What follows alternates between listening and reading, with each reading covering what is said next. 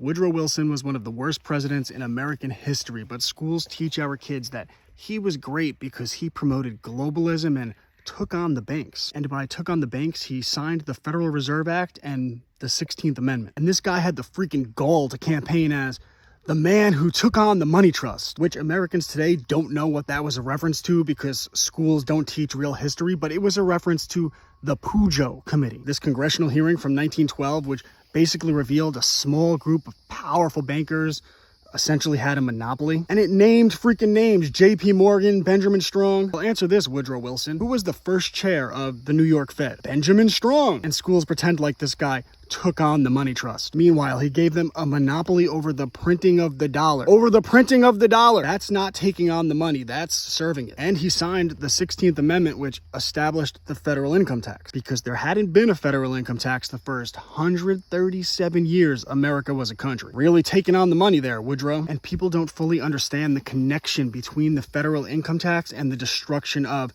American manufacturing. Because before 1913, tariffs were the government's primary revenue source, which is why when Wilson signed the Revenue Act of 1913, the legislation that actually levied the first income tax, it didn't just establish an income tax. It reduced tariffs on imports from 40% to 26%. That's right, in 1913, there was a 40% tariff on imports. And America didn't just do a little bit of manufacturing, America was the manufacturing center of the entire world. Other countries looked at America with envy. Imagine how many jobs we'd have today if we were still the manufacturing center of the world. But the federal income tax replaced tariffs as the government's primary revenue source. So the government no longer had incentive to hold on to American protectionism, the protection of American manufacturing. And now that they could reach into your pocket and own your labor, take your money, globalist banks and globalist corporations could convince the government to outsource your jobs to foreign countries, where they could replace your job with what's basically free labor and get foreign governments to subsidize the cost of shipping. So Wilson brought on the Federal Reserve, the 16th Amendment,